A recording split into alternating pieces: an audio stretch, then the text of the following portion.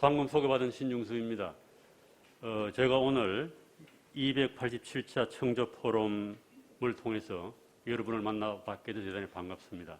그리고 이 자리를 마련해 주신 회장님과 관계자 여러분께 감사를 드립니다. 부산 중고등학교 재경 동창회 모임이라고 그럽니다. 부산고등학교가 1945년도에 개교가 됐나요? 우리나라의 명문 고등학교고 또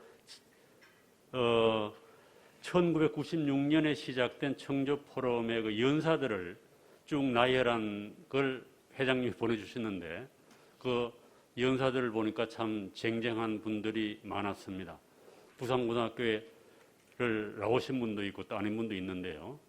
부산고등학교가 이렇게 출중한 인재를 배출했다는 것에 대해서 저는 한번 더 놀랐습니다. 그리고 이제 가만히 보니까 대통령만 나오면은 부산고등학교가 대한민국의 어느 고등학교에도 꿀릴 게 없는 것 같아요. 그래서 아마 곧 나오겠죠. 그래서 저도 부산고등학교 출신 대통령이 나오기를 기원을 해보겠습니다.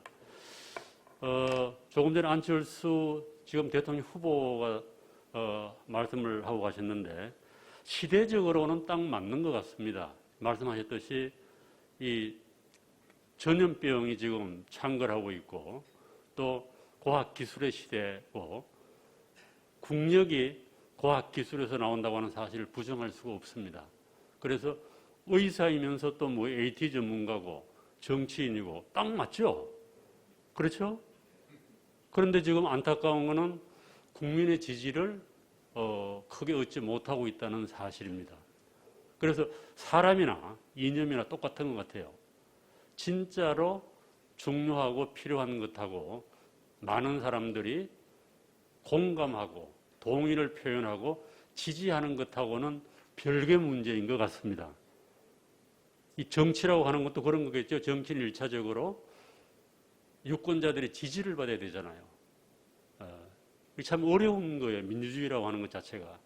그래서 그것이 잘못되면은 천민주주의로 갈 수도 있고 또 무지한 대중이 지배하는 그런 사회로 갈 수도 있습니다. 그래서 일찍이 서양에서도 플라톤 같은 철학자는 이 민주주의를 대단히 부정적으로 평가를 했습니다. 그럼에도 불구하고 오늘날에는 어쩔 수 없는 것 같아요. 우리 모두가 하나가 다 주권자고 정부를 구성할 수 있는 힘을 가진 사람이고 우리 헌법에도 모든 권력은 국민으로부터 나온다고 되어 있거든요. 그래서 어떻게 하면은 이 민주주의하고 이념이 잘 만나가지고 국가가 발전할 수 있느냐라고 하는 그런 고민에서 제가 오늘 강의를 시작해 보겠습니다. 저는 상주, 경상북도 상주라고 있습니다. 상주 해수욕장의 상주가 아니고 그곳에 1955년도에 태어났습니다. 55년도면은 아늑해 보입니다만은 제가 어려서 몰라서 그렇지 55년도면은 해방이 되고 10년이 지난 시간이에요. 그리고 6.25 전쟁이 끝나고 불과 2, 3년도 지나지 않은 시기에 제가 태어났습니다. 여기 물론 이제 앉아 계신 분들 저보다 선배분도 계시고 또 어떻게 보면은 더 나이가 어린 분도 계시겠습니다만은 그때는 진짜로 어려웠던 것 같아요. 제가 시골서 4, 5km를 걸어서 초등학교를 다녔는데 그때 국민학교죠. 뭐 의자도 없이 그냥 맨바닥에서 공부를 하고 또 오후반까지 생겨서 뭐 인구가 많았더라고요. 그래서 통계를 봤더니 제가 태어난 55년도에 한 99만 명이 태어났어요. 그리고 59년도가 되면 100만 명이 태어납니다. 그 당시 베이비 부머 시대에 제가 가장 맏형에 해당되는 그런 나이입니다. 그래서 어떻게 보면 모두가 어려운 시대에 태어나서 시골서 대학 교수까지 됐으면 출세한 거죠. 물론 대통령이 된 분도 있습니다만. 그래 어떻게 보면 대단히 축복받은 세대인 것 같아요. 우리 부모님들하고 많이 어려웠습니다만은. 예. 제가 어제 음성을 받았습니다. 여기 나온다고. 검사를 해서 가급적이면 안전거리를 좀 뒤로 물리겠습니다.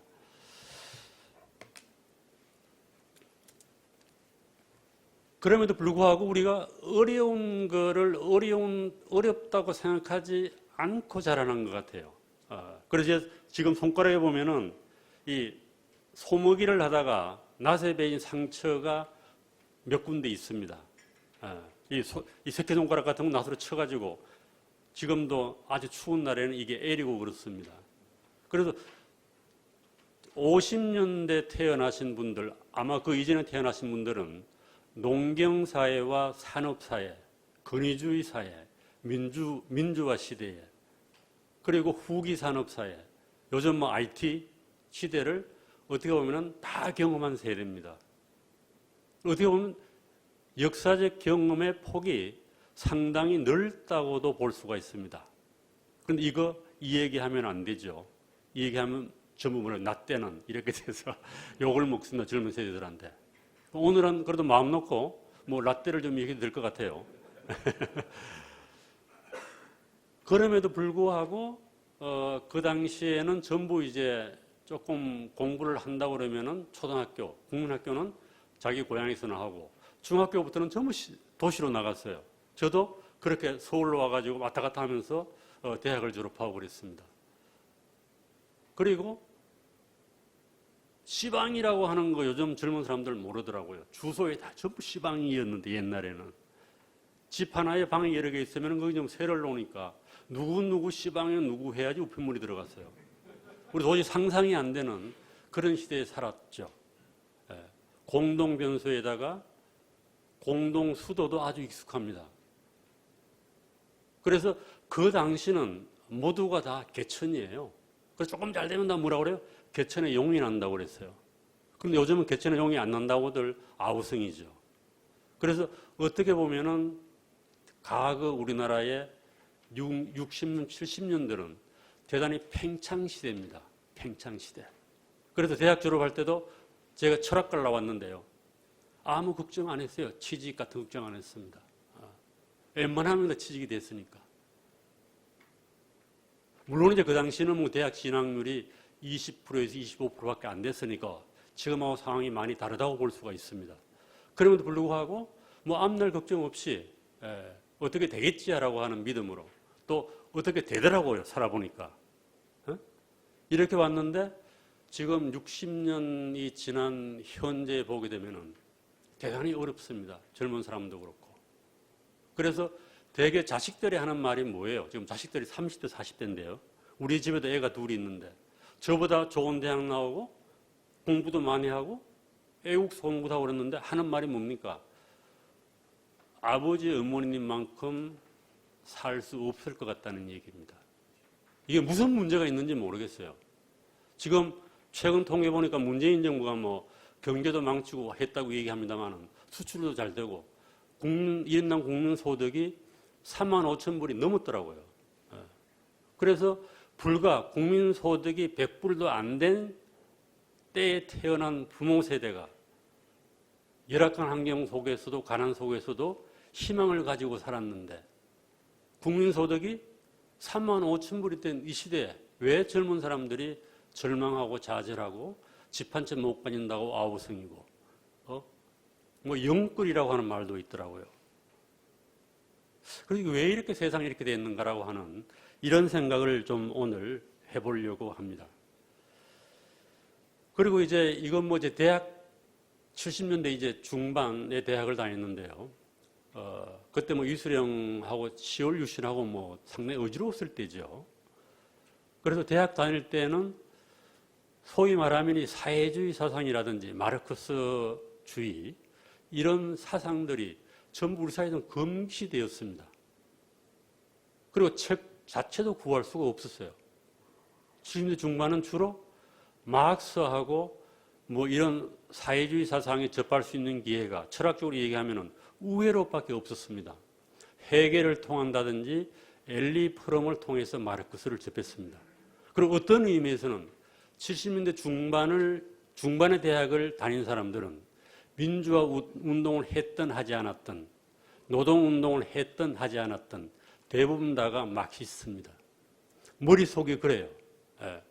현재 정치적으로 권위주의적이고 이렇게 못 사는 사회가 이게 뭔가 잘못됐다는 우리 사회가. 그래서 그런 걸 다 뛰어넘어서 하나의 환상적인 것, 희망을 보여주는 게 바로 마르크스가 그린 세계입니다. 인간도 인간에 대한 착취가 없고 모든 사람이 자유롭고 능력에 따라 일하고 필요에 따라 분배받고 아침에 잠깐 일하고 점심에는 책을 읽고 저녁에는 글을 쓰고 이 전인적 생활이죠. 이게 마르크스가 얘기한 공산주의 내지는 사회주의 사상입니다. 그래서 1970년대, 80년대 대학을 다닌 사람들이 마르크스에 경도되는 것은 결코 예외가 아닙니다. 모두가 다 마르크스주의자였어요. 그리고 이제 졸업을 해가지고 세상 이제 먹고 사는 현장으로 나왔고, 데모한 사람들은 감옥으로 가고, 또 386, 586이라고, 386이라고 그럽니까? 저보다 조금 뒤죠. 80년대 전두환 시대입니다. 그때 대학을 다닌 사람들은 운동권, 민주화 운동을 해서 정계로 진출한 사람들이 많습니다. 그 역사의 계급장이라고도 볼 수 있죠. 그래서 요즘 흔히 하는 말이 뭐예요? 깜빵도 안 갔다 온 놈이 무슨 큰 소리 치냐. 이런 얘기가 우리 사회에 거의 통용되는 말이 되었습니다. 우리가 그분들을 저는 폄하할 의사는 조금도 없습니다. 그리고 현재 우리가 586이라고 하는 세대들이 저지른 가오라고 하는 것도 어떻게 보면 권위주의 시대의 쌍둥이의 그림자입니다. 그리고 그거 피할 수가 없어요. 역사적으로 거쳐 지나가야 되는 겁니다. 저는 박정희 대통령 때 초등학교, 국민학교 입학을 해서 1979년 4학년 때 박정희 대통령이 시해를 당했습니다. 그러니까 온전히 박정희 통치하에서 학교 생활을 마쳤습니다. 이것도 쉬운 일이 아니죠. 한 대통령 밑에서 국민학교부터 대학교까지 졸업을 했습니다. 그래서 언제 죽나 이런 생각도 많이 했어요. 죽고 나니까 민주화도 또 안 되더라고요. 그것도 이상하죠. 그래서 박정희가 17년 통치를 했는데 17년 정도 지나면은 박정희 그림자에서 벗어날 수 있을까 이런 생각을 했어요. 그런데 아니더라고요. 그러면은 우리가 박정희를 청산한 2000년대에는 새로운 시대가 시작이 돼야 되는데 결코 아닙니다. 아직도 박정희 그림자 밑에 있는 겁니다. 우리나라는. 어떻게 보면 그렇다는 거예요. 그래서 이거는 시대의 교훈이라고 할 시대의 아픔이라고 할까요? 시대의 통증이라고 할까? 불가피하다고 저는 생각을 합니다. 우리나라는 압축 근대화를 하고 압축 민주화를 했어요. 그러니까 어쩔 수 없는 거죠. 서구에서 보면은 200~300년 동안에 하던 것을 우리는 불과 60~70년 만에 성과를 이루어낸 겁니다. 그러니까 얼마나 부작용이 많겠어요. 예. 압축 성장이라고 하는 게 그런 거죠. 이렇게 줄여서.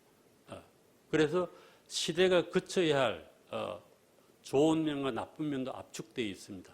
그래서 저는 역사를 어둡게 보지는 않습니다. 이 시기가 어느 인간에 지나가고 이 시기하고 아무 연관이 없는 그야말로 역사 교과서에서나 배울 그런 후손들이 나올 때 우리는 비로소 이 시대는 저는 극복된다고 봅니다. 그리고 따져보면 또 그래요. 뭐 나이 든 사람들 걱정이 많으시죠. 저도 그렇습니다. 그러나 우리 헌정 70년, 75년 정도를 보게 되면은 우파 정부가 집권한 게 60년 정도가 됩니다. 소위 말해서. 그리고 좌파 정부가 지금 집권한 거는 문재인 정부로 15년째예요. 역사적 균형도 안 맞는 겁니다. 그래서 이게 언제 극복될지는 모릅니다만은 제가 극복될 거라고 확신을 합니다. 젊은 사람들은 더 똑똑하잖아요. 아는 것도 많고. 그래서 결코 우리나라의 그 미래가 어둡지 않다. 저는 이런 생각을 가지고 있습니다. 그리고 오늘 이 얘기하는 하이에크라고 하는 사람, 대단히 극단적인 사람입니다. 그래서 우리는 한국 사람들은 중도 좋아하잖아요. 중도. 균형을 잡아라. 새는 오른쪽 왼쪽에 해야 난다. 이런 얘기도 있고. 그러나 이 중도적인 입장을 취해서는 세상이 잘 보이지를 않습니다. 그래서 저는 극단적인 입장을 취할 때 세상에 잘 보여요. 안 보이던 측면이 보여요. 그건 우리 극단적으로 살 수는 없죠. 그러나 철학은 어떻게 보면 다 극단입니다. 극단. 그래서 그 극단이 통하면은 그것이 진리가 되는 것이고 극단이 통하지 않으면은 사이비가 되는 거예요. 그래서 이 하이에크가 엄청난 극단주의자인데 이게 사입인지 아니면 진실인지는 좀 더 두고 봐야 될 것 같습니다. 그리고 우리가 배운 그동안은 하이에크가 없었어요. 좀 이 하이에크라고 사는 사람 이름 들어본 것이 80년대 이후입니다. 그리고 하이에크를 모르니까 제가 어느 대학에 가서 하이에크 연수를 한다고 그랬는데 뭐로 적어놨는가 하이테크로 적어놨더라고요. 하이에크를 모르는 거예요. 그럼 우리가 배운 건 뭐예요? 케인즈예요, 케인즈. 케인즈는 다 배웠잖아요. 복지국가, 자유방임주의. 이래가지고 그 다음에 복지국가, 복지민주주의, 뭐 사회민주주의. 그래서 케인즈가 그동안 어떻게 보면은 2차 세계대전 이후에 경제학을 지배해 왔습니다. 하이에크하고 케인즈가 한때 맞서긴 했습니다만은 하이에크는 잊혀진 존재가 됐습니다. 서구 경제사에서도 그래요. 물론 두 사람은 가까운 관계입니다. 하이에크하고 케인즈는 가까운 관계예요. 뭐 사신을 주고받을 정도로. 그리고 하이에크가 2차 세계대전 때 캠브리지인가 갔을 때 있을 수 있는 연구실도 마련해주고 그런 게 케인즈입니다. 케인즈는 빨리 죽었죠. 그래서 하이에크가 우울증에 걸렸다고 그래요. 분명히 자기가 보니까 맞는데 세상이 그렇게 안 돌아가는 겁니다. 미칠 지경이었겠죠. 그러다가 1974년도에 노벨 경제학을 수상하게 됩니다. 그때 하이에크 나이가 75세예요. 우리나라로 보면 은퇴한 지 한참 지난 세대고 그때 이제 하이에크가 비로소 지적으로 다시 태어나게 됩니다. 이 참 그렇죠. 우리는 뭐 남이 인정해주지 않더라도 네가 인정하면 되지 않으면 그게 쉽지 않은 거예요. 사람이 사회적 동물이라 말이 쉽지 않습니다. 그래서 하이에크가 오래 살았어요. 하이에크 82년도에 죽고 2년도에 죽었나요? 그리고 오래 살고 볼 일인 것 같아요. 이거 빨리 죽었으면 노벨 경제학상 못 받았을 거 아닙니까? 75세에 받았는데. 그래서 우린 그걸 가지고 지적 해춘이라고 그럽니다. 꺼진 물도 다시 보자. 그래서 하이에크가 왕성하게 저술 작업을 하고 주요한 저술이 노벨 경제학상 받은 뒤에도 많이 나오게 됩니다. 알 수 없는 거예요. 시대하고 사이클이 맞아야 되는 거죠. 그리고 그 당시만 하더라도 서구의 그 공산주의가 망할 거라고 믿은 사람 아무도 없었습니다. 성성장구할 거라고 믿었고 유명한 경제학자들도 북한을 갔다 와서 북한을 칭송한 경우도 많이 있습니다. 조한 로빈슨이라고 하는 영국 유명한 경제학자는 70년대에 북한을 갔다 와가지고 북한 진짜 천국인 것 같다고 얘기했어요. 그거 자료가 다 있습니다. 오늘날 보면 말도 안 되는 소리를 한 거예요. 그렇게 보인 겁니다. 루이제 린즈라고 하는 유명한 작가도 그랬죠. 북한 다녀와서 북한의 천국과 마찬가지다. 이렇게 얘기를 했습니다. 물론 그랬을 수 있어요. 북한이 우리나라보다가 60년대까지만 하더라도 많이 앞섰잖아요. 70년대를 지나서 우리가 따라잡기 시작하거든요. 그래서 하이에크라고 하는 사람이 때를 만난 거죠. 그건 물론 이제 그 이전에 케인즈가 뿌린 씨앗들이 열매를 맺고 시들기 시작했기 때문에 그렇습니다. 케인즈가 죽으면서 소위 말하면 서구에서 복지국가의 한계가 오면서 하이에크에 다시 주목하게 된 겁니다. 그리고 하이에크가 진짜 빛을 보게 되는 것은 1979년입니다. 79년은 영국의 대처 수상이 등장하던 시기입니다. 그래서 대처 수상은 하이에크의 자유의 헌정이라는 책을 놓고 우리가 해야 될 건 여기에 바로 다 있다라고 얘기를 했습니다. 지적 서성이라는 거죠. 그리고 수상에서 물러난 1992년도나 3년도에 대처가 고려대학교에 와가지고 인천 기념 강연을 했습니다. 그때 자기의 정치에 영향을 미친 철학자로 두 사람을 꼽았는데 하이에크하고 칼 포퍼입니다. 10몇 년 수상을 하고 떨겨놨죠. 그리고 80년도에 미국에서도 레이건이 집권을 하게 됩니다. 이게 소위 말하면은 신우파죠.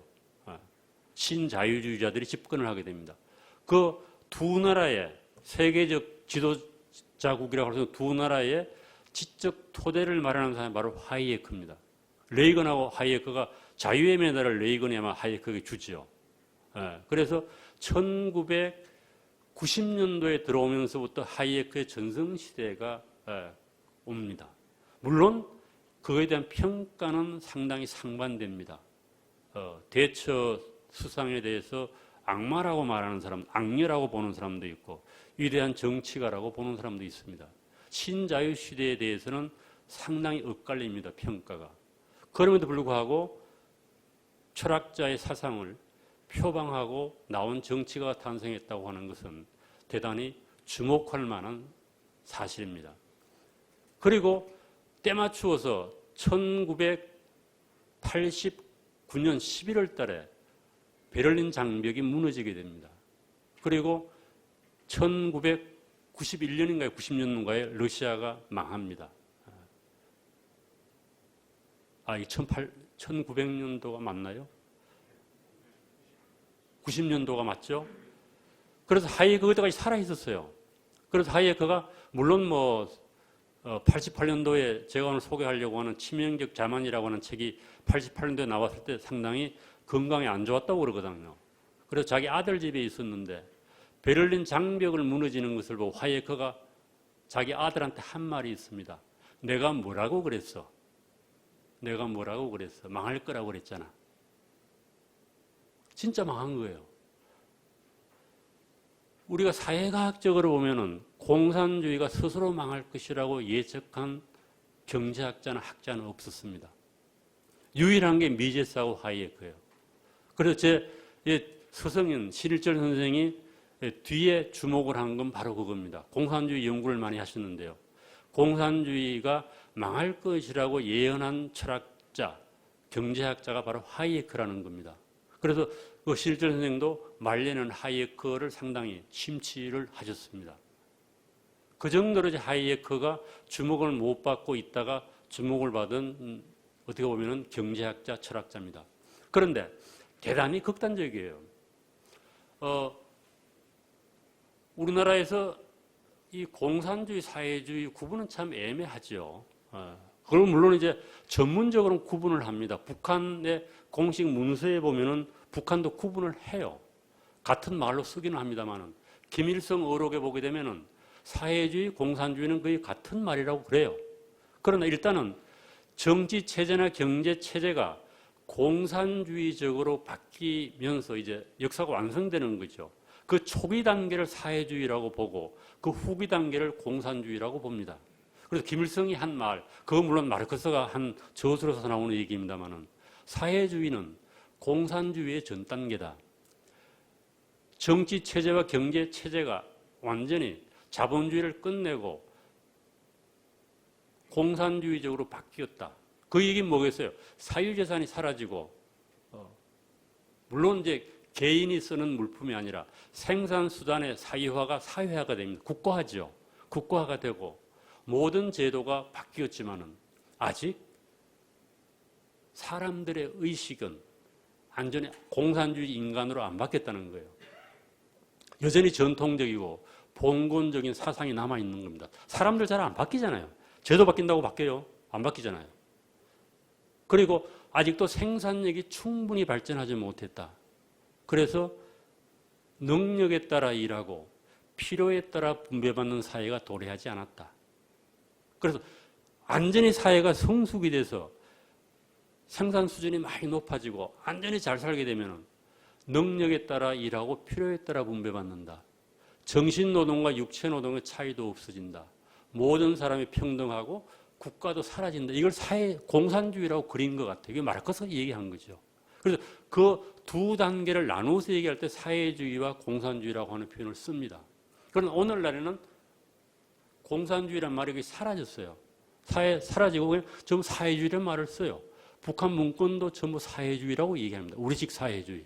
공산주의란 말이 주체사상에 나오면서 사라져요. 지금도 그리고 북한이 그럴 수밖에 없잖아요. 뭐 하루 3끼 먹는 것도 해결 안 되는 마당에 무슨 공산주의 얘기를 하겠어요. 그런데 학문적으로는 두 개념이 구분되지 않고 쓰여지고 있습니다. 그리고 이론적으로는 그렇죠. 사회주의는 생산수단의 국유화 내지는 사회화가 이루어지고 사유재산을 인정하지 않는다. 그리고 계획경제다. 뭐 이 정도예요. 중앙집권에서 모든 것을 다 통제한다. 이게 사회주의에 대한 정의예요. 그런데 하이에크나 미제스가 쓰는 사회주의는 그것보다는 좀 더 폭넓은 개념입니다. 제가 극단적이라고 하는 이론은 이런 거예요. 인간이 이렇게 보면 우리 개인이라고 하는 게 있잖아요. 개인이 있고 그 다음에는 상당히 합법적으로 권력을 행사할 수 있는 국가라고 하는 조직체가 있습니다. 이 꼼짝 못 하잖아요. 국가가 뭐라고 그러면 국가는 강제력을 행사할 수 있잖아요. 지금 종합부동산세 내셨어요? 안 내셨어요? 그거 내라고 그러면 내야 되는 거예요. 연금생활자도 내야 되는 거고. 국가가 강제력이 있는 겁니다. 안 내면은 당장 무슨 제재를 취할 수가 있어요. 남자는 군대 가야지. 그래서 개인하고 국가가 있으면은 양극단이 있습니다. 국가는 무조건 강제력을 행사하는 거고 개인은 자유예요. 그래서 하이에크의 이 얘기는 완전히 개인 중심의 사회입니다. 이게 자유주의 사회예요. 그리고 완전히 국가가 중심을 이룬 사회가 사회주의 사회입니다. 개인과 국가. 그 다음에 개인 대신에 요즘은 이게 집단적으로 무슨 말을 쓰죠? 시장이란 말을 씁니다. 그러니까 시장과 국가예요. 그래서 완전히 시장이 지배한 걸 우리가 리버테리언, 자유지상주의라고 그럽니다. 그리고 완전히 국가가 지배하는 공산주의 사회, 사회주의 사회, 전체주의 사회입니다.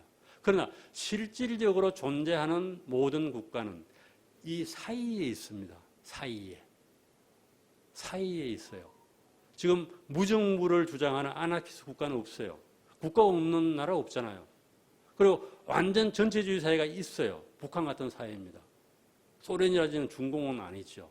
그리고 대부분의 우리가 소위 말하면 자유민주주의 사회라고 부르는 나라들은 이 사이에 있습니다. 다만 정도의 차이일 뿐이에요. 자유주의냐, 전체주의냐, 사회주의냐, 공산주의는. 물론 자유주의라는 말도 상당히 여러 의미로 쓰여서 하이에크식의 자유주의, 영국의 고전적 자유주의를 의미하는 겁니다. 이 사이에 있는 거예요. 그러니까 하이에크는 여기에서 자기 주장, 안전자유가 아니면 전부 사회주의라고 부르는 겁니다. 무슨 말씀인지 아시겠어요? 완전 자유주의, 자기가 이 얘기하는 이상적인 경제 모델인 경제적 자유주의가 아닌 것, 국가 개입하는 건 전부 사회주의예요. 그렇게 부르는 거예요. 그러면 극단이라는 겁니다. 그러니까 우리가 흔히 말하는 복지국가도 뭐예요? 국가의 권력이 상당히 확장된 거예요. 그러니까 그거는 당연히 사회주의적인 거예요. 국가가 나서서 뭘 하면 다 사회주의적인 거예요. 방역을 해도 사회주의적인 거예요. 이렇게 이제 언어 사용을 좀 바꿔서 얘기하면 사회주의를 이해하기가 쉽습니다. 지금 어떻게 되세요? 레이건하고 대처 때도 완전 자유주의가 아니에요. 다만 이전하고 비교해서 조금 더 자유주의 쪽으로 가까이 왔다는 겁니다. 레이건 시대를 보더라도 절대로 미국의 재정 규모가 줄어들지 않았어요. 국가가 뭘 의미하죠? 국가는 규제입니다. 규제. 규제하고 다른 하나는 뭐예요? 세금이에요. 이게 다 국가가 하는 거예요. 세금하고 규제가 없는 나라가 없잖아요. 그러나 하이에크는 규제하고 세금을 전부 사회주의인 거로 보는 겁니다. 이거는 정도 문제예요. 많고 적음의 문제입니다. 지금 뭐 방역이 되면서 뭐예요? 상당히 사회주의 요소가 많이 들어왔다. 국가적인 요소가 많이 들어온 거예요. 그럴 수밖에 없잖아요. 개인 차원의 방역이 안 되잖아요. 우리나라는 자유주의 전통도 없어요. 말 잘 들어요. 국가의 사례가 없나 그대로 해요. 마스크 다 끼고 계시잖아요.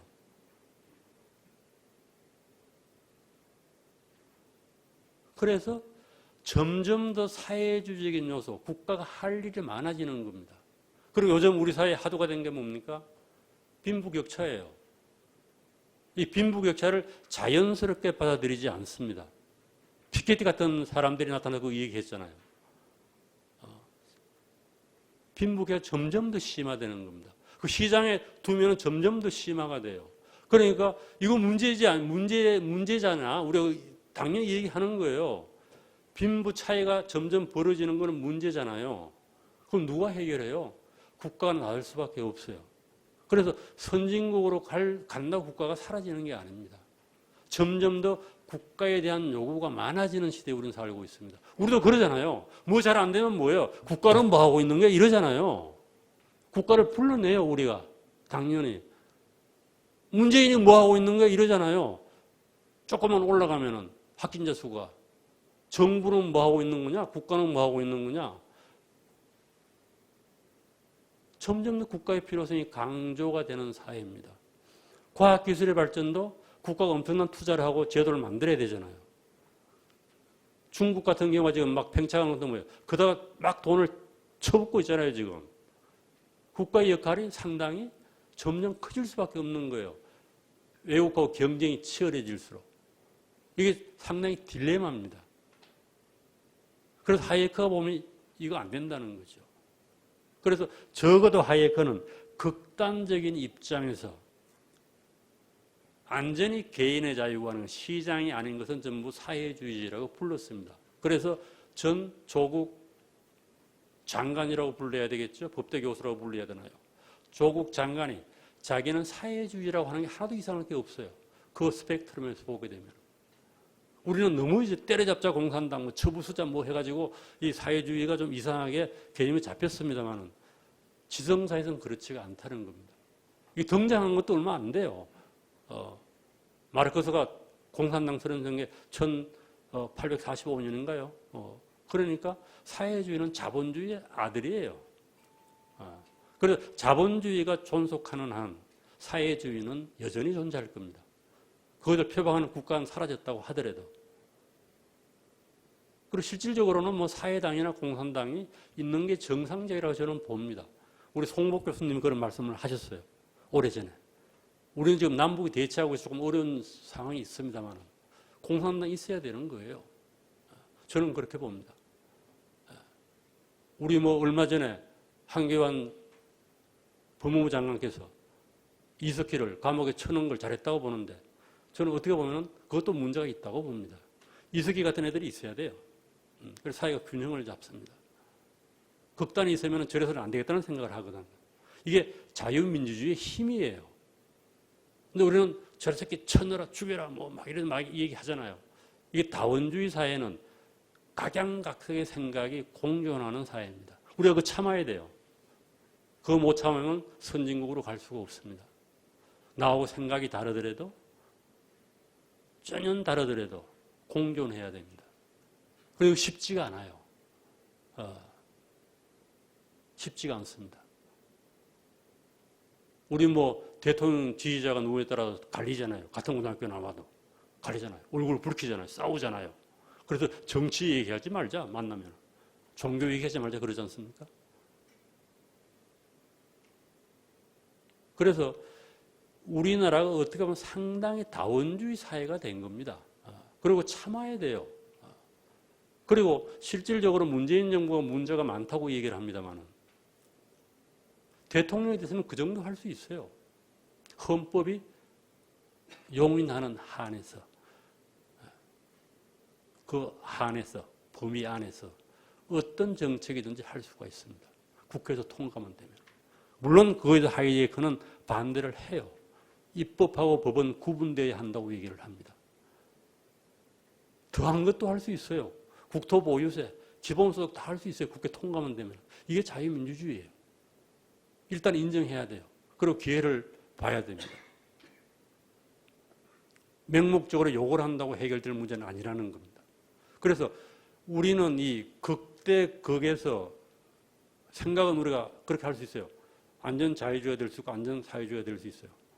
그러나 현재 존재하는 이게 다 스펙트럼 정도의 차이라는 겁니다. 그래서 전 자유주의자입니다. 자유주의자만은 이게 학문적으로 예시되는 게 아니거든요. 그래서 0.5%라도 다만 1mm라도 더 자유주의 쪽으로 몰고 오는 게 정치의 목적입니다. 오로와 나싱이 아니라는 겁니다. 현실은.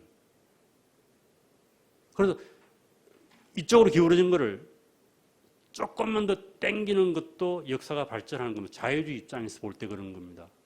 그래서 오로와 나싱 아니에요. 뭐 누가 된다고 정치가 크게 바뀌겠어요? 내년에? 여러분들 바뀔 거라고 기대합니까? 안 바뀌어요. 부산외대학교 졸업생들은 좋아질 게 아무것도 없어요. 되게 한국사의 기득권론자 아닙니까?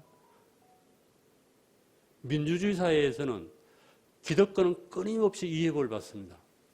더 좋아질 게 없어요. 우리 친구들 만나 그런 얘기해요. 너 강남에 살지? 기대하지 마라.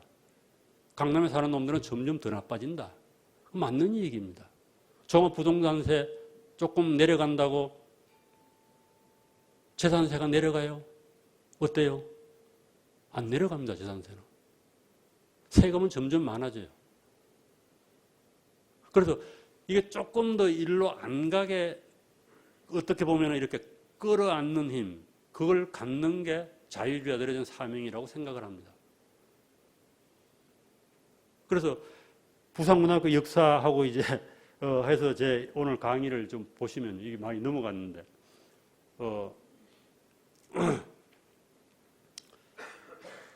치명적 자만이라고 하는 거는 페이트를 끊어서 치명적이라고 하는 거는 명을 끊을 수 있는 거예요. 지금 코로나는 치명적인 건 아니죠. 우리가 백신을 2번 맞았으면 자만은 자기 기만을 하는 거예요. 속이는 거예요. 그런데 여기서 치명적 자만이라고 하는 말은 사회주의의 오류를 지적한 거예요. 바로 뭔가 하면은 우리가 생각한 대로 역사를 만들어낼 수 있다는 생각입니다. 사회주의가 그런 생각이에요. 머릿속에 좋은 그림을 그대로 실현할 수가 있다. 백지에다가 우리가 건물들에 설계도를 그리잖아요. 그래서 국가를 그리는 거예요. 이런 세상을 그리는 거예요. 그리고 그대로 할 수 있다는 거예요. 계획대로 할 수가 있다. 이게 사회주의의 생각입니다. 이런 걸 갖다가 포파는 유토피아 사회공학이라고 불렀어요. 대단히 멋있잖아요. 우리 지금 이제 서울엔 아파트 값이 비싸다고 그러잖아요. 전 지금 춘천에서 서울 이사를 못 오고 있습니다. 그런데 이 개발하는 게 2가지가 있죠. 하나는 뭐예요? 리모델링이라고 하는 리모델링. 그 좀 리모델링 지금 생각하는 서울 아파트 주민들도 많다고 그래요. 뭐 재건축하려고 하면 골치가 아프니까. 재건축은 싹 허물고 아파트를 다시 세우는 거. 리모델링은 뭐예요? 그냥 뼈대 살리면서 내부 바꾸는 거예요. 조금씩 바꾸는 거예요.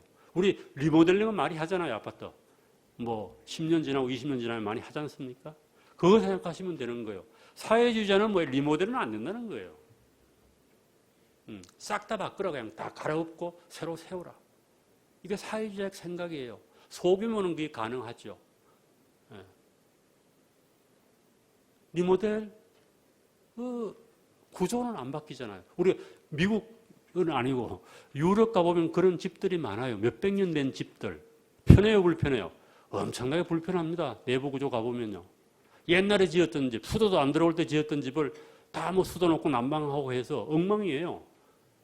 그게 바로 점진적으로 바꾸는 거예요. 막상 그게 반대예요. 이게 뭐야? 이래가지고 뭐 집이 바뀌어? 사회가 바뀌어? 싹 허물어버리고 다시 지어야지.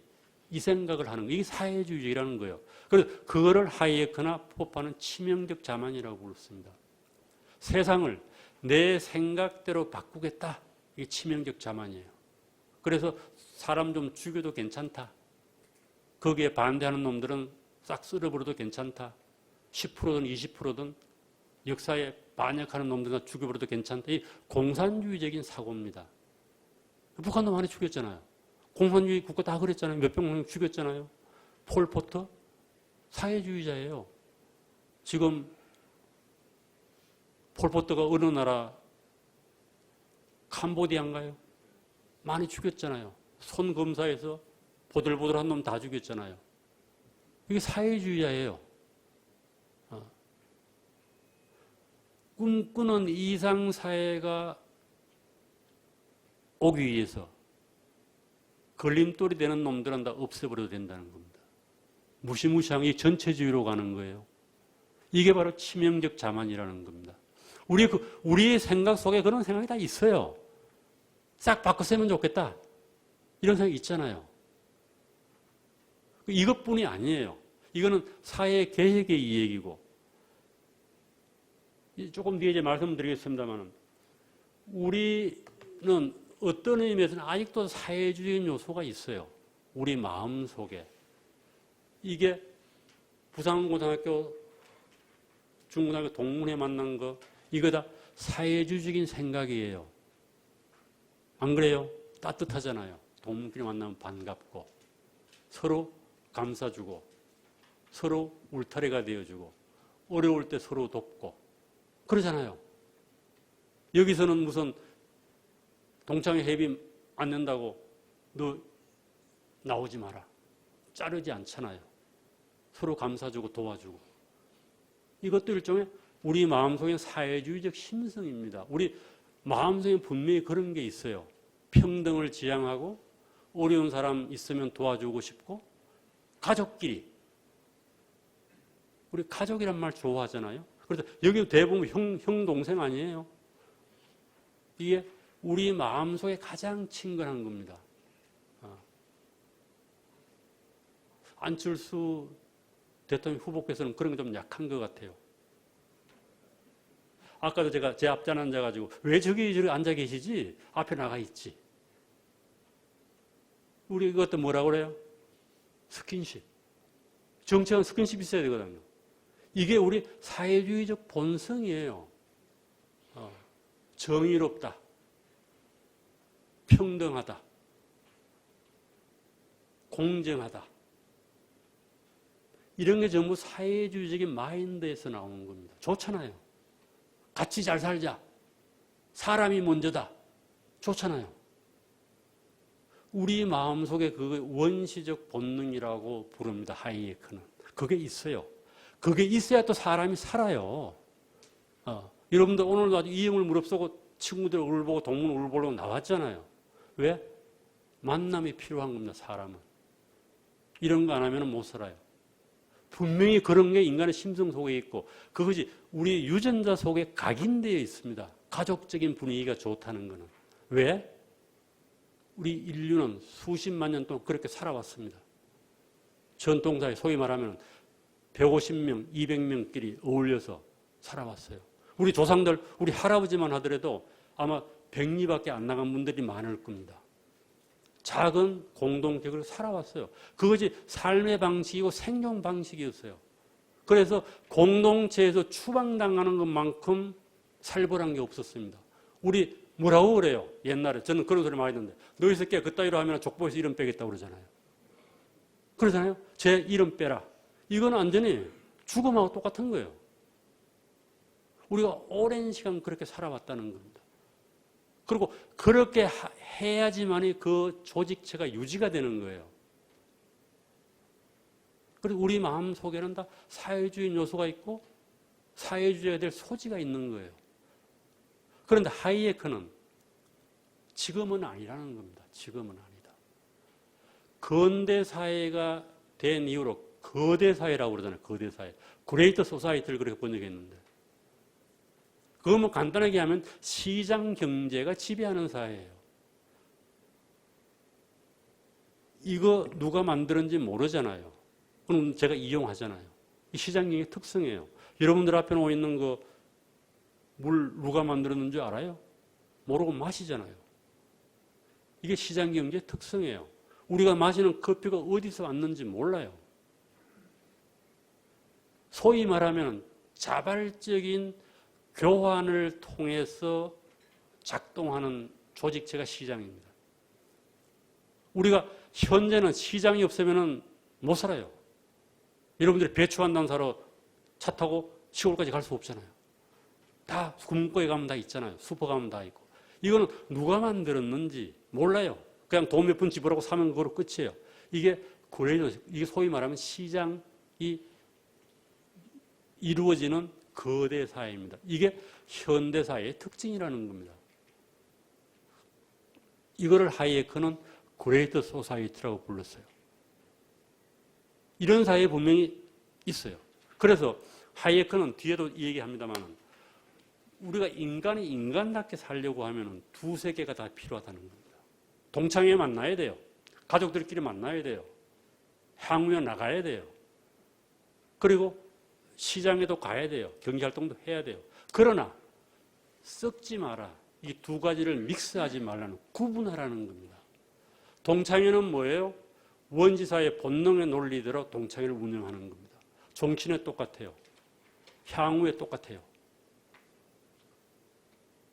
이 논리가 이게 공산주의 논리예요. 사회주의 논리입니다. 다만 문제는 이 논리로 국가를 운영하려고 그러지 마라. 시장을 운영하려고 그러지 마라. 그러면 망한다는 겁니다. 두 개를 구분해라. 이거 두 개 구분 못하면 곤란해요. 여러분들이 사업을 하고 비즈니스를 하면서 가족적인 분위기로 안 됩니다. 치열한 경쟁 사회에서. 그건 시장 논리에 따라야 돼요. 못 살아남아요. 후배라고 심어주고 친척이라고 심어주고 무능해도. 정치도 똑같아요. 가족 논리로는 안 됩니다. 공적 논리, 시장 논리로 가야 되는 거예요. 그러나 동창회나 가정으로 돌아가가지고 기업 운영하는 방식으로 하면 안 되잖아요. 자식이 공부 좀 못한다고 해서 잘라버리고 용돈 안 주고 이럴 수 없잖아요. 거기에는 경제 공동체니까. 이거 두 가지 섞지 말라는 거예요. 하이에크의 주장은 그겁니다. 이거 섞으면 망한다. 섞은 게 뭐다? 공산주의라고 사회주의라는 거예요. 가정의 운영 논리로 국가를 운영하려고 하는 그게 바로 사회주의라는 겁니다. 북한 문을 제가 요즘 좀 보고 있는데 북한이 왜 안 망하는지 저는 궁금해요. 그거 궁금해요. 그 학자로서 궁금할 수 있잖아요. 옛날에 망했어야 되는데 안 망하고 있잖아요. 성성장구하고 있잖아요. 그래서 이 가만히 좀 봤더니 북한은 전체주의 사회다. 가정의 논리로 완전히 국가를 운영하는 겁니다. 그래서 북한이 만들어낸 이론이 뭐예요? 대가정이론이에요. 대가정이론. 북한 그 공식 문서에 나와요. 대가정이론. 국가는 하나의 가정이다. 이건 유교적인 거죠. 우리 수신제가 치국 평천하라고 그러잖아요. 그 논리로 국가를 운영하는 겁니다. 그래서 애들이 안 깨인 거예요. 요즘 애들 아빠 엄마 말 안 듣잖아요. 우리나라 같으면 집 나가고 그러잖아요. 북한은 그게 불가능해요. 왜? 북한 바깥으로 나가면 먹고 살 수가 없잖아요. 탈북을 해야 돼요? 똑같은 거. 사람이 국가에 의존할수록 국가로부터 자유롭지 못합니다. 국가가 목줄을 쥐고 있어요. 밥줄을 쥐고 있다고. 그럼 누가 자유로울 수 있겠어요? 그래서 하이에크나 포파이는 두 가지 섞지 마라. 논리가 다르다는 겁니다. 그러나 우리는 많이 섞어요. 지금 뭐 정치도 보면 많이 섞잖아요. 이렇게 줄줄이 깨보면 뒤에 가서 출신 학교하고 고향 갔다 오면 이렇게 매치가 되잖아요. 어쩔 수 없는 건가요? 이걸 극복해야 된다는 겁니다. 그래서 그런 얘기를 하는 거예요. 하이에크가 이 얘기하는 포파라든지. 그래서 이거 사회주의적 사고로부터 벗어나기 힘들다는 거예요. 그 얘기를 하이에크가 구구절절히 하고 있어요. 힘들다. 그러나 좀 깨달아라. 두 개는 구분되니까 이거를 싹 구분해서 집에 들어와서 동창회 나갈 때 하는 행동하고 국가의 공직을 맡을 때 하고 회사 운영 논리를 구분해라. 하나의 논리로 통합하면은 가정이 망하거나 뭐가 망해요? 국가가 망한다는 거예요. 그게 참 살기 어려워졌죠. 옛날에는 그냥 원시 본능대로 살면 된 거예요. 근대화 이전에는. 그렇잖아요. 사람 좋다 소리 듣고 어른한테 인사 잘하고 이러면 사는 지장이 없어요. 같이 굶고. 그러나 이제 세상이 바뀌었다는 겁니다. 그래서 남한 북한 이거 참 우리가 머리에 떨칠 수가 없죠. 그리고 이 부산고등학교 1945년도에 개국했듯이 우리가 1945년도에 해방이 된 거예요. 지금은 70몇 년 지났습니까? 그런데 이거 우연이죠. 미군이 일본에 있었으니까 남쪽으로 들어왔겠죠. 소련이 북한에 있었으니까 북쪽으로 들어왔겠죠. 이것도 해방도 다시 봐야 되는데 우리는 뭐예요? 대단히 해방을 높이 평가하고 그러면 물론 우리 독립운동한 선조들의 그 목숨을 건 투쟁 그거 폄하하는 거 아닙니다. 그러나 객관적으로 보면은 국제정치학적으로 보면은 그 당시에 조선 반도는 뭡니까? 패전국인 일본의 속국이에요. 패전국도 아니에요. 패전국이면 당당하잖아요. 그래도 패전국의 식민지였습니다. 대한민국이. 그리고 당연하잖아요. 그러니까 분할 지배한 거예요. 북한으로는 누가 들어왔어요? 소련군이 들어오고 남쪽으로는 누가 들어왔어요? 미군이 들어온 거예요. 미군. 그래서 우연이에요. 우연. 재수예요. 재수. 거꾸로 들어가서 못해요. 거꾸로 들어가서는. 우리가 망했겠지 뭐. 그래서 분단 75년 이게 이 사진은 오래된 사진입니다. 이거. 저기가 바다가 아니잖아요. 북한이 있잖아요. 안 보이잖아요. 밤에. 이거 무슨 로켓에 찍은 거라는데. 왜 이렇게 됐냐고 75년 지나고 나서. 그래서 선진국의 유명한 학자들이 이거 연구 많이 합니다. 이념이라고 하는 게 뭐냐? 왜 어떤 나라는 흥하고 어떤 나라는 망하느냐? 모델이 있어야 될 거 아니에요. 한국 모델이 아주 좋은 거예요. 남한하고 북한은 별 차이 없잖아요. 물론 우리는 큰 차이 있는 것처럼 얘기해. 북한 놈들 평양이 어떻고 지하자원이 많고 남쪽은 평야가 많고. 그러나 크게 보면 큰 차이가 없어요. 한반도 이 조그만 손바닥만한 나라에 무슨 지형적 차이가 이렇게 많겠어요. 큰 차이가 없어요. 그런데 75년이 지나고 보니까 엄청난 차이가 났다는 겁니다. 이거 학자들에게는 호기심 자극하는 거 아니겠어요? 왜 저렇게 됐지? 그런 하는 겁니다. 그래서 하나의 이론적인 설명이죠. 남한에는 자유민주주의 사회가 들어갔고 북한에는 사회주의가 들어갔다. 쉽게 얘기하면 남한에 미군이 들어가고 북한에는 소련군이 들어갔다는 겁니다. 그래서 자유민주주의의 기본 정신은 개인주의고 시장경제고 사회주의는 집단주의 계획경제인데 저게 그대로 된 것도 아니에요. 남한에 언제 무슨 개인주의가 시장경제를 했어요. 솔직히 말씀드려서. 물론 시장경제 요소가 많이 들어왔죠. 이론적으로 그렇다는 겁니다. 크게 보면은. 그래서 에스글라우 국가는 왜 실패하는가라고 하는 그 책도 보면은 남한하고 북한의 예를 들고 있어요. 그래서 이렇게 구분을 했어요. 그분은 포용적 정치제도, 포용적 경제제도. 한쪽은 다원주의 사회니까 시장을 허용하고 사회예산을 보호하고 정치적으로 다수당이 있고 여러 정당이 있고 이게 포용적 정치제도, 포용적 경제제도예요. 일부가 착취하지 않고 권력을 나누어 갖고 일정 기간마다 정권이 바뀌고 경쟁, 자유경쟁 시장 이게 남한이고 착취적 정치제도, 착취적 경제제도 이건 사회주의 북한입니다. 권력이 집중되어 있어요. 그 사람들이 다 해먹어요.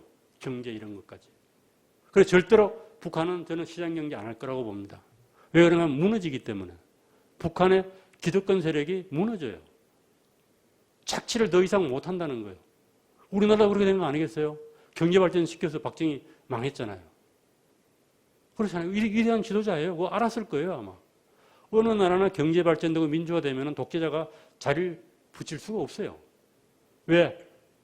착취적 경제제도나 착취적 정치제도를 더 이상 용인하지 않습니다. 국민들이. 안 되면 바꾸라는 거예요. 네. 그래서 이건 우리 걱정 많죠. 북핵 문제하고 선거 포퓰리즘. 이게 지금 이 얘기 한 거 아니겠어요? 우리 문재인 대통령이. 기회는 평등하고 과정은 공정하고 결과는 정의로운 나라다. 저 앞에 뭐가 붙어 있어요. 취임사에 보면은. 뭐였어요? 문재인과 민주당 정부에서는 이라고 조건이 붙어 있습니다. 그거 다 빼고 얘기하는 거예요. 그리고 얼마나 편파적이에요. 대한민국은 아니에요.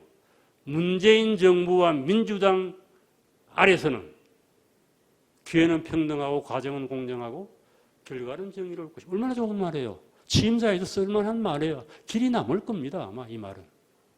좋은 의미는 아니겠죠. 이게 편가르기예요. 대한민국이 없어요. 대한민국이 없어요. 문재인 정권 아래서. 요즘 이제 우리 선거를 앞두고 주로 나오는 이 얘기들이죠. 뭐 탈원전, 소득주도 성장, 비정, 좋은 말들이에요. 다 따뜻한 말들이에요. 공산주의적인 말들이에요. 기본소득, 기본주택. 제가 기본소득 연구를 좀 해봤는데 대단히 좋은 거예요. 기본소득이. 예, 물론 철학적으로는 여러 가지 반론이 있을 수 있어요. 그러나 현실적으로 불가능한 거죠. 지금 여당 후보가 한 사람 앞에 100만 원 주겠다고 그러잖아요. 100만 원. 100만 원 주려고 하면은 필요한 예산이 얼마예요? 한 달에 10만 원도 안 되잖아요. 100만 원이면은. 100만 원 주려고 하면 얼마가 필요합니까? 몇십조 원이 필요해요? 한 달에 30만 원을 주면은 180조 원인가 필요하더라고요. 한 달에 30만 원. 그런데 한 달에 10만 원도 안 받아도 우리가 무슨 기본소득이 되겠어요? 그게 불가능해요, 현실적으로. 그럼 일단 해보고 시작을 하자는 거죠. 뭐 기본소득은 이제 다른 문제입니다만 여하튼 평생 집권점 없는 대한민국을 만들겠다. 모두가 평등한 대동사회를 만들겠다. 국가가 국민의 행복을 책임지겠다. 이게 좋은 말들이에요. 얼마나 좋아요. 우리 누리기만 하고 책임 안 지면 선택만 하고. 그런데 문제는 뭐예요? 국가가 국민의 행복을 책임지면 국가가 개인을 좌지우지하겠죠. 그건 우리 생각 안 하잖아요. 선택과 책임은 같이 가거든요. 국가가 책임지면 국가가 다 선택하는 거예요. 그런 나라가 행복할까요? 국가가 책임지는 데 포인트가 있는 게 아니에요. 자유주의 입장에서 보면 국가가 모든 것을 선택하는 겁니다. 넌 어디 가서 살아라. 어디 가서 일해라. 애는 몇 명만 낳아라. 옷은 뭘 입어라. 앞에 선택에 빠졌어요. 국가가 모두 선택하고 국민의 행복을 책임지겠다. 이 말이에요. 그렇게 읽어야 돼요. 우리 그렇게 안 읽잖아요. 그래 결국은 국가가 주택을 다 제공하면 국민들은 뭐예요? 국가에 세 사는 거예요. 그런 거 원해요. 국가가 다 기본소득 다 매겨 살리면은 우리는 국가의 노예가 되는 겁니다. 너 임마 그따위 행동하지 마라. 밥줄 끊겠다. 그럼 끊기는 거죠. 뭐. 그래서 이면에 있는 걸 좀 봐야 된다는 겁니다. 이건 뭐 이제 우리나라에 지금 걱정들 하시는 거 있지요.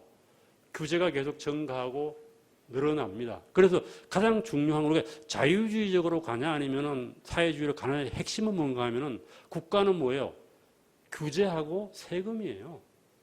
가장 간단한 겁니다. 우리 규제는 잘 안 보이죠. 세금은 보이지만. 그렇죠? 그래서 이게 잘 좀 늘어요. 그리고 뭐 국가가 규제를 뭐 저기서 0.1이 줄면은 1% 증가한다는 얘기가 나왔는데 실질적으로 보면 우리가 상당히 규제가 선진국에 비해서 많습니다. 국가 예산도 그래요.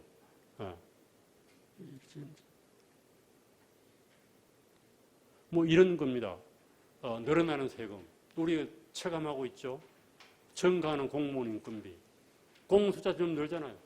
공무원들이 가만히 안 있잖아요. 일을 해야죠. 공무원들이 일을 해야 되잖아요. 이건 국민, 또 극단적으로 얘기하면 공무원들이 일하는 건 전부 뭐예요? 국민의 자유를 침해하는 거예요. 그래서 정부가 작아야 된다는 얘기는 그 얘기입니다. 공무원이 무언가 해야 돼요. 무언가를 해야 됩니다. 숫자가 늘면 그만큼 간섭하는 일이 많아집니다. 그래서 우리는 흔히 이 얘기를 해요. 복지국가, 정부가 커지면 우리가 복지국가로 갈 것이라고 믿는 사람들도 있어요. 맞는 말입니다. 북구 복지국가들은 상당히 사회주의적이에요. 행복하다고 그러잖아요. 이쪽에 보시면요. 행복지수도 높아요. 그런데 많은 사람들은 또 베네수엘라 걱정을 합니다. 이러다가 우리 베네수엘라 가는 거 아니야? 저는 뭐 아니라고 생각을 합니다. 많이 다르거든요. 베네수엘라하고는. 이게 지금 베네수엘라 집단, 베네수엘라 통일을 해가지고 왔는데 인플레이션이 극심했어요. 마두로가 등장. 노무현 정부 때 차베스 상당히 칭찬했거든요. 여러분 기억나세요? 남미의 차베스를 보자고 그랬어요. 여기는 산유국이에요, 산유국. 서구 품질은 별로 안 좋습니다만 석유 매장량이 가장 많은 나라 아니에요. 우리하고는 비교가 안 됩니다. 예, 뭐 이런 거, 포퓰리즘 결과. 그리고 여기서부터는 제가 되게 한 얘기입니다. 자유주의는 타인에게 해를 끼치지 않는 한 자신이 원하는 것을 자유롭게 한다. 이 조건에 붙어 있어요. 타인에게 해를 미치면 안 돼요. 우리가 마스크를 끼는 이유도 거기에 있는 거죠. 뭐 나 혼자 걸렸다가 재수없으면 죽으면 되는데 자꾸 전염을 시키니까 폐해가 많잖아요. 그래서 저는 이 명분이 있다고 봅니다. 마스크가. 나를 보호하는 것이면 동시에 타인을 보호하는 거거든요. 그리고 사회주의는 뭐예요? 사회 전체에 대한 포괄적인 청사진을 설계하고 그것에 기초해서 일관된 모습으로 사회 운용 규칙을 세울 것을 요구하는 게 사회주의예요. 물론 이래 되면 여기에 사유재산이 사라지고 국가가 모든 것을 하게 되는 거죠. 그래서 하이에커가 92년대 오래 살았죠. 공산주의가 망하는 걸 봤습니다. 이거는 74년 노벨 경제학상 수상한 거 미러다라고 같이 받았어요. 이거는 83년에 레이건 대통령으로부터 미국의 자유의 메달을 수상했습니다. 하이에커가 지금 키가 레이건만큼 안 클 텐데 올라가 있네요. 케인저, 하이에커 학문적인 맞습니다. 저게 미제스예요. 하이에커 꼭 나오는 게 미제스입니다. 하이에커하고 포파, 이 하이에커 무덤 비엔나에 있다고 그럽니다. 이게 뭐 김희석 박사가 와서 이 얘기 했다고 그래 노예 얘기를 하이에커 이건 제가 번역한 책입니다. 뭐 이런 거 있고 그래서 결국 자유라고 하는 것은 개인이 이거 하이에커가 한 말이에요. 기회와 선택의 부담을 지고 있다는 것을 의미할 뿐만 아니라 기회와 선택 동시에 뭐예요? 우리 행동 결과에 대한 책임을 져야 한다. 그래서 자유와 책임은 분리될 수 없다. 이게 우리는 자유만 좋아하지 책임은 되게 싫어하잖아요. 페이탈 컨스에 대한 정의입니다. 그래서 치명적 자만이라고 하는 것은 인간이 이 세상을 형성할 때 자기의 그림대로 이 세상을 만들 수 있다고 하는 믿음이다. 뭐 이런 식의. 그래서 자유시장 경제학 끊임없이 이제 하는 거예요. 하이에커의 스폰테 자생적 질서라고 하는 거고 자유, 개인주의, 디자인 오더, 디자인드 오더, 설계된 질서, 강제, 집단주의, 사회정의입니다. 그래서 사회정의는 사회주의인 거예요. 사회정의라고 하는 거는. 이 2차 분배 아니에요. 2차 분배는 국가가 하는 겁니다. 세금을 걷어가지고. 그래서 뭐 이런 얘기를 쭉 하고 있습니다. 그래서 결국은 이게 핵심적인 아까 얘기입니다. 시간이 거의 다 돼가는데 사회주의와 자본주의를 비교해서 우리는 거꾸로 배웠어요. 저도 그렇게 배웠거든요. 자본주의는 대단히 효율적이지만은 비인간적이고 비도덕적이다. 이렇게 배웠어요. 고등학교 때. 그리고 사회주의는 대단히 비효율적이지만은 인간적이고 도덕적이다. 이렇게 배웠어요. 그런데 그게 아닌 것 같다는 거예요. 이 얘기는 뭔가 하면은 우리가 도덕을 양보하면은 살아남을 수가 없어요. 도덕을 양보하면 절대로 안 됩니다. 이념도 똑같아요. 자유주의는 도덕적이어야 돼요. 자본주의가 도덕적이어야 돼요. 자본주의는 좀 비도덕적인데 먹고 살 수 위해서 할 수 없어서 하는 게 자본주의야. 이래가지고는 자본주의 지킬 수가 없고 내 자존심도 지킬 수가 없어요. 뭐 개처럼 벌어서 정성처럼 뜬다? 이거는 자존심을 지킬 수가 없어요. 정성처럼 벌어서 정성처럼 써야 돼요. 이게 자본주의예요. 돈 많이 번 사람들이 도덕적이라고 하는 자부심을 가져야 됩니다. 건면하고 성실하고 약속을 지키고 계약을 한 거는 다 계약대로 했고 빚지지 않고 돈 안 떼먹고 이게 자본가예요. 시장에서 그거 안 되잖아요. 신앙을 지키고 믿음을 가지고 대했고 정직했고 이게 자본주의예요. 그런데 우리는 왜 그렇게 안 배웠죠? 자본주의는 비도덕적이다. 돈 번 놈들 다 도둑놈들이다. 법대로 해서 뭐 되겠냐? 물론 그럴 수 있겠죠. 사회가 제대로 안 된 사회 그럴 수 있어요. 정경유착이다. 그러나 엄밀하게 보면 자본주의는 그런 게 아닙니다. 정경유착 반대하는 게 자본주의예요. 그래서 자본주의는 도덕적이에요. 하위에 그렇게 얘기했습니다. 사회주의는 도덕과 개인의 자유와 책임의 기초를 파괴한다. 엄청나게 반도덕적이고 비도덕적입니다. 사회주의. 여러분들 북한 사람들이 우리보다 도덕적인 것 같아요. 경제적으로 못 살면 도덕적이 됩니까? 그렇지 않아요. 경제가 나빠지면 범죄율이 올라갑니다. 북한 분들이 물론 북한의 문화가 그렇다는 겁니다. 제가 북한 분들을 도덕적으로 나쁘다는 얘기하는 게 아니에요. 공산주의 사회는 그렇게 인간을 키웠어요. 네 거내가 없어요. 아무거나 집어가요. 책임도 없어요. 왜? 그렇게 길들어진 사회입니다. 공산주의라고. 공산주의적 인간이 그런 인간들이에요. 책임 안 지고 그냥 주는 거 받아먹는 것만 좋아하고 내가 뭐 해야 할까 생각 안 해요. 이게 공산주의 인간이에요. 사회주의는 부의 생산을 방해하고 빈곤을 원해는 이 경제예요. 경제도 안 된다는 겁니다. 그 다음에 사회주의는 전체주의 정부로 시작된다. 전체주의 정부라고 하는 게 뭐예요? 정부가 다 하는 거예요. 사람 죽이고 인권 말살하고 감옥서 보내고 정치 수용소에 가두고 고문하고 이게 전체주의예요. 그래서 사회주의는 다 나쁘다는 거예요.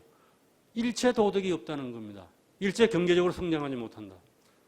반도덕적이고 반인륜적이다. 이게 하이에크 생각이에요. 하이에크는 다 경험했거든요. 깃털로. 물론 영국으로 망명을 갔습니다만. 우리 6.25 때 다 경험하셨잖아요. 우리 젊은 세대는 경험 못했지만 지금은 6.25 경험한 세대는 지금 다 사라지고 없는 것 같습니다만 그 반대로 시장경제는 자본주의란 말하면 같은 말입니다. 도덕, 개인의 자유, 책임의 기초를 북돋운다. 이거 맞는 말입니다.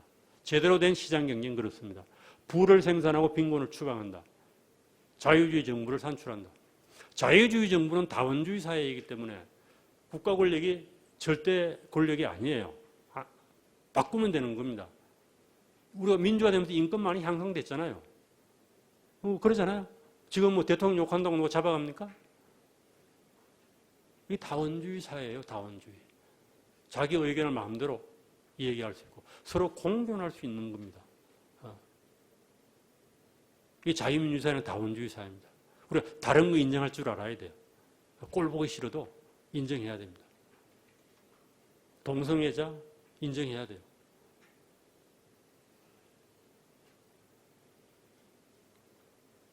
그리고 많은 사람은 사회주의를 좋아하고 자본주의를 싫어한다는 이게 이제 문제예요.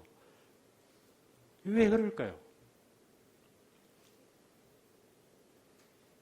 안 맞아요. 안 맞아요. 우리의 원초적 본능하고 자본주의는 안 맞아요. 아까 우리 확장된 질서 얘기했잖아요. 따뜻한 게 좋잖아요. 냉혹해요. 안 맞는 겁니다. 그래도 안 맞지만 확장된 질서는 결국 시장 질서와 같은 말이에요. 문명의 발생과 존속을 가능하게 했다는 겁니다. 자본주의가 상품과 서비스를 생산하는 오랜 시간에 걸쳐 발전한 보이지 않는 확장된 질서에 의존하고 있으나 사람들은 직접적으로 눈으로 볼 수 없는 착한 굿입니다. 본능적으로 좋아하지 않는다. 눈으로 확인을 해야 사람들은 좋아해요. 우리가 이 생수 한 잔을 마시면서 생수 만든 사람한테 감사하지 않잖아요. 왜? 안 봤으니까. 그런데 옆에 누가 생수 따라주면 뭐라고 그래요?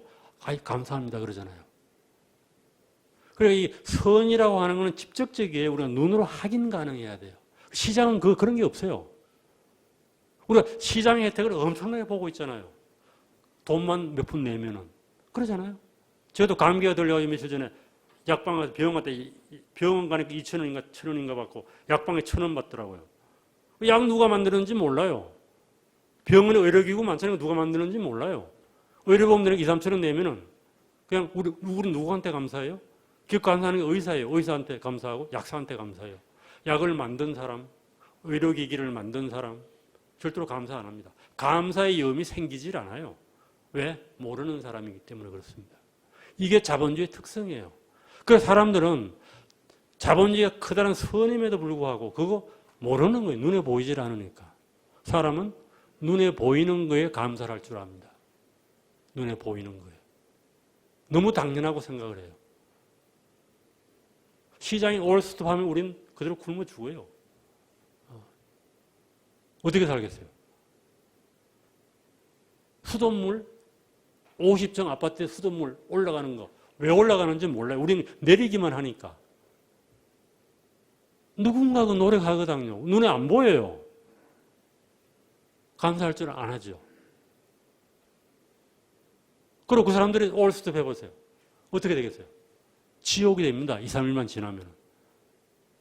그래서 이게 자본주의는 그런 특성이 있다는 거예요. 눈에 보이지 않는 무수히 많은 사람들의 도움을 받는다는 겁니다. 우리가. 그래서 감사할 줄 몰라요. 네. 그래서 사람들이 본능적으로 경쟁 싫어하잖아요. 경쟁 좋아하는 사람 어디 있어요? 그래서 자본주의는 냉혹하고 이렇게 인식을 하는 겁니다. 그리고 실질적으로 자본주의는 이타적이에요. 제가 학생들 그렇게 얘기하거든. 너 자본주의 사회에서 이기적이라고 하는데 그거 절대로 이기적이 아니다. 네가 네 이기적 욕망을 채우려고 하면 먼저 이타적인 행위를 해야 된다. 남이 원하는 것을 제공해야지 비로소 내가 원하는 것이 오는 게 자본주의입니다. 그럼 누가 좋아하겠어요? 남이 원하는 것을 해야 되는 게 자본주의예요. 내가 원하는 것을 받기 위해서. 애들이 그럼 이해를 해요. 아르바이트 하잖아요, 아르바이트. 남이 원하는 걸 일단 제공해라, 노동력을. 그러면 돈을 주잖아요. 이게 자본주의예요. 그래서 자본주의가 어떤 의미에서는 일단은 이타적입니다. 이타적. 물론 내가 원하는 걸 받기 위해서 이타적 행동을 하는 거죠. 그래서 눈에 보이지 않는 거예요. 자본주의가 작동하는 방식은. 뭐 이런 겁니다. 그래서 하이에크는 자본주의를 대단히 인식론적으로 설명을 해서 가격이라고 하는 것을 정보라고 하는 말로 표현을 했어요. 공산주의 망한다네. 공산주의는 왜요? 공산주의는 가격이 없잖아요. 가격이 없어요. 물론 시장 경제가 들어간 부분은 가격이 있으면 가격이 없으면 신호 기능이 떨어지는 거예요. 그래서 가격은 신호등하고 똑같다고 하이에크는 얘기를 합니다. 시장을 돌아가게 하는 거예요. 가격이 돌아가게 하는 거예요. 가격이 없으면 시장 안 돌아가죠. 수요 공급의 법칙이라고 그러잖아요. 눈에 안 보여요. 이 신호등 고장나면 고통이 엉망이 되듯이 가격이 작동하지 않으면 시장은 엉망이 됩니다. 가격을 작동하지 않는 게 누구예요? 국가가 개입하는 겁니다. 뭐를 올려받지 마라. 뭐는 얼마만 받아라. 이런 다 개입하잖아요, 국가가. 목욕탕비는 얼마로 해라. 병원비는 얼마로 해라. 국가 개입이에요. 그러니까 그 부분은 다 고장나는 거예요. 의료책도 지금 그런 거 아니에요? 의료보험 적자나는 게 다 그래요. 신호 기능이 없어서 그런 거예요. 그래서 하이에크는 그런 식으로 얘기를 한 거예요. 그러니까 우리가 지금 현대 사회는 거대 사회니까 이 거대 사회에 들어서면은 이 거대 사회에 맞는 가치관을 가지고 살아야 된다는 겁니다. 이런 얘기 쭉 해요. 정의라고 하는 것도 자유주의 입장에서 보면은 다른 겁니다. 뭘 나누는 게 정의가 아니에요. 사유재산을 지켜주는 게 정의입니다. 이런 식으로 많은 얘기를 해요. 이건 다 철학적인 이해입니다.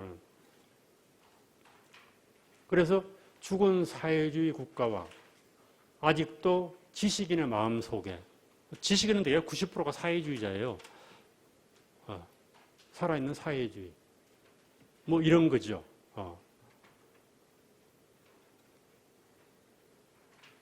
그래서 한마디로 얘기하면 분산된 지식을 이용하는 탁월한 능력을 지니고 있고 자본주의는 사회주의는 원시 본능과 구성주의적 합리주의의 결합이다.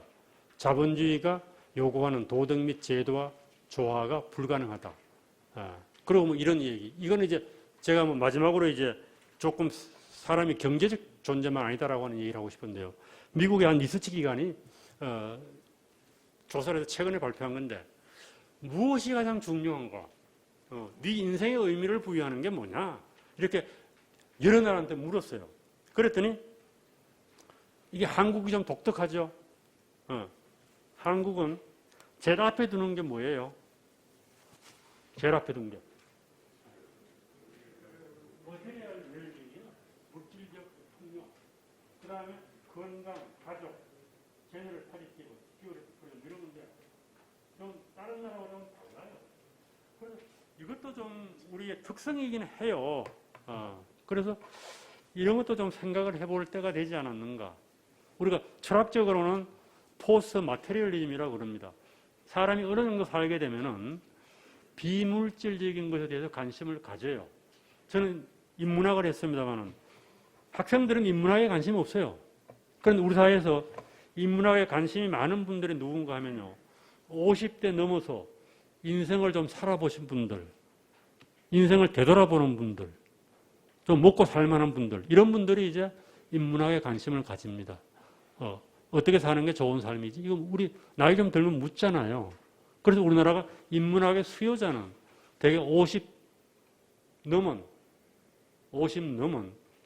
경제적으로 어느 정도 걱정이 없는 그런 분들입니다. 그래서 우리가 이제 국민소득이 3만 5천 불이 넘었으면은 이게 조금 그런 것에 뭐 굳이 뭐 철학이라고 할 건 없고 뭐가 좀 좋은 삶이지, 진정한 행복이 뭐지, 이런 거를 좀 생각해 봐야 되지 않겠는가. 그래서 개인의 어떤 거가 필요하다는 겁니다. 그래서 마지막으로 제가 이거는 뭐 좋아할 분들은 없는 것 같은데 영국에서 사무엘 소마일저가 빅토리안 시대라고 흔히 얘기하는 자유주의가 막 꽃필 때예요. 그때 이제 자저론이라고 하는 책을 썼어요. 거기에 이제 이런 한 구절 제가 좀 젊은 사람들한테 들려주고 싶은 이 얘기인데 뭐 오늘은 해당이 안 되겠습니다만은 뭐 그런 얘기를 해보고 싶어요. 이런 얘기를 해요. 아무리 좋은 제도도 우리에게 실질적인 도움을 주지 못한다. 가장 이상적인 제도의 역할은 우리 스스로 개선하고 발전하도록 가만히 내버려 두는 것인지 모른다. 하지만 오래전부터 우리는 자신들의 행동보다는 제도를 통해서 행복과 안녕을 지켜야 한다고 생각해왔다. 그러다 보니 법률을 만드는 것이 마치 인류의 발전의 견인자인 것처럼 생각하고 가대평가했다. 몇 년에 한 번씩 치르는 선거가 법률 제정의 근간이 되지만은 그것이 아무리 양심적으로 치러진다고 해도 개인의 삶과 인격에는 별 영향을 미치지 못한다. 이거는 개인의 문제라는 거예요. 물론 사회제도가 중요해요.